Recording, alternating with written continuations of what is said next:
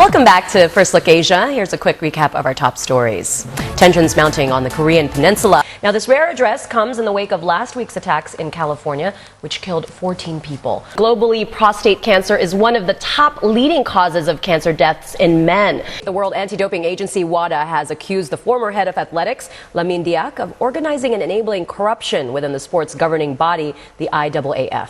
U.S. President Barack Obama is asking for more than $1.8 billion in emergency funds to tackle the Zika outbreak. Time now for sports. Let's begin with football. Manchester United have failed to make the knockout stage of the UEFA Champions League. Traditionally, nothing really comes out of them. No real concrete agreements. Maybe just a lot of, grandstanding and diplomacy. What's your take on what'll happen this time around? Do you think anything more concrete will come out of it? Especially with everything going on, as all the issues that we've just mentioned, especially the maritime disputes, it's really been hard for the two countries to really codify their relationship, considering all these other peripheral issues involving so many different parties, don't you think?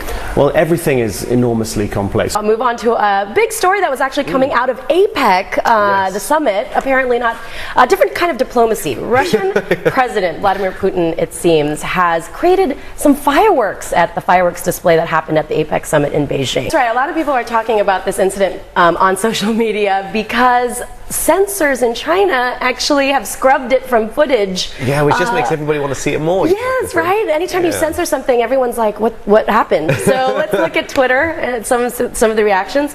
Why censor? He was being a gentleman. And hashtag Coatgate is trending. Chinese First Lady is known for her style and her fashion. That's right. And maybe she just didn't want to wear a tan blanket. Yes, tan is not cool. Remember all the flack that President Obama got? Thank you. Thank you. Very smoothly done. Thanks. A great show for you ahead, but first our top story. Fears are mounting that the Korean peninsula is on the brink of war.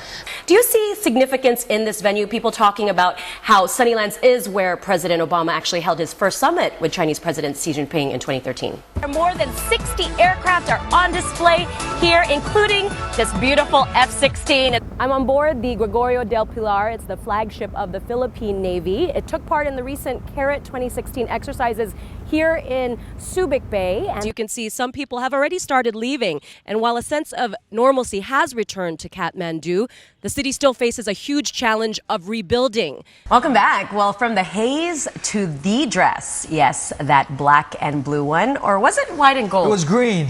Right. I don't really care. Well, those are just a couple of the year's most attention-grabbing topics on the web. What other trends dominated the hearts and minds of netizens in 2015? Well, it is a good time to find out as the year draws to a close. So here to fill us in are Mark Lutz. Maybe they realized with all the coverage of how they looked before. Speaking of which, let's take a look at how they looked before. The awkward handshake. The Japanese translator for Abe was talking and greeting him. And he didn't acknowledge her at all. So anyway, a lot better. That bodes well for both countries as and they for build the rest ties. of the region. Yes, exactly. Political stability, the goal there. Well, Dr. Vu Ving, so much historical baggage here. Do you really expect real improvement between the two regional rivals? The biggest one on board, but it's not the most impressive. You've got 90 different types of missiles on board, 29 here, 61 aft. Celebrity chef Gordon Ramsay is hungry to expand in Asia. He was in Singapore this week to open his second restaurant in the region, Bread Street Kitchen at the Marina Bay Sands. He opened the first one in Hong Kong last fall. So let me introduce you to our chef de cuisine, Sabrina. Okay. One of the most talented females anywhere in Singapore. Sabrina? Hi. You good? Is he nice to you? He doesn't yell at you, does he? Like, you can tell me. She yells at me. She yells at me. Ramsay isn't stopping here. His second restaurant in Hong Kong, London House, opens in October. He's planning a Bread Street Kitchen in Dubai's Atlantis The Palm Resort later this year, and another Bread Street Kitchen in Macau in 2016. And he's eyeing locations in Shanghai and Beijing. The Bread Street Kitchen casual concept has proven to be a hit with diners who want fine cuisine without the fuss. It's fast, it's furious, and sometimes the odd naughty word pops out. Profanity aside, Ramsay says this is nothing like the Hell's Kitchens you've seen on his TV show. But it is tough work. First 3 months is a nightmare, so we've got to tweak, install confidence, and tweak on a daily basis. Ever in search of a challenge, the straight-talking chef will take on one of his hardest yet. I'm going to do a chili crab here. for Bread Street Kitchen. Yeah, not only that, because I busted my balls in mastering a chili crab. I've embedded myself in the community to get the passport to cook a chili crab. And they ran me ragged, and they put me through. Yeah, but you're going to be crucified probably if you try to do the chili crab here. They might criticize you. Listen, I don't know if you've noticed, but I quite like pressure. So I've got big, thick skin, and I give it, so I have to take it. Criticism, that is. Ramsay has a hugely successful TV career, but critics say that's come at the expense of his restaurants, some of which have closed due to management disputes or a slow global economy. But he takes the criticism in stride. Everybody's a critic. Everybody has an opinion, and they're entitled to that. Do I listen to everybody? Of course I don't. I wouldn't be where I am today if I had to sit there and think. So, no, I move quickly. There's a very selfish tone that one needs to have and take criticism and not let it affect you. Already, the criticism here has begun with a few netizens saying the food was overpriced. Ramsay disagrees. I mean, I think we're reasonably priced, and time will tell, based on the success. For now, it seems the Gordon Ramsay name is bringing in the crowds, eager to try his brand of modern European food with British flair. Only time will tell if they'll be satisfied. Time for sports. World Football governing body FIFA has dismissed Secretary General Jerome Valcke, who is under investigation for misconduct. Thanks for your company here on First Look Asia. Let's get you caught up on the top stories. International condemnation is mounting over the suicide bombing in Istanbul. A woman has died and 15 others hospitalized after what reports said were botched surgeries. Over the weekend, 13 women lost their lives at another state-run camp, with more than 60 women still in the hospital. Both incidents happened in the state of Chhattisgarh, and public anger is quickly boiling over.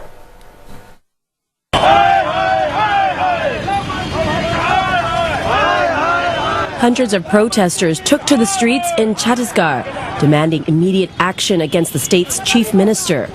They smashed vehicles and entered schools, destroying property. The protesters accused the minister of pushing the poor towards death, but the local government denied any responsibility.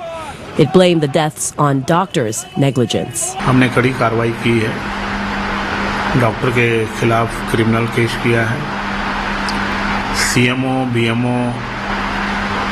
In the capital of New Delhi, a demonstration targeted the headquarters of the ruling Bharatiya Janata Party.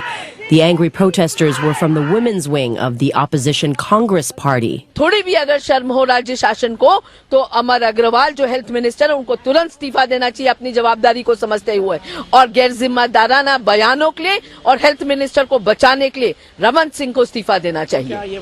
Deaths due to sterilization are not new in India, where over 4 million procedures were carried out over the past year.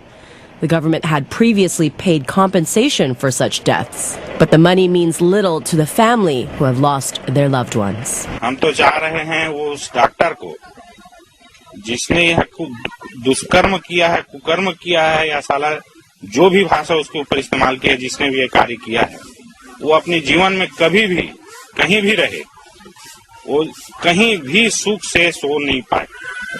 उसके साथ भी यही घटना घटे तब उसको मालूम चलेगा कि परिवार में जब अपने बीच क्या जाता है तो उसको क्या दुख होता है. Sterilization camps are often held as part of the government's attempt to control the country's booming population. Most of the women come from poor families and are paid to go under the knife. They receive $23, but they could end up paying with their lives instead.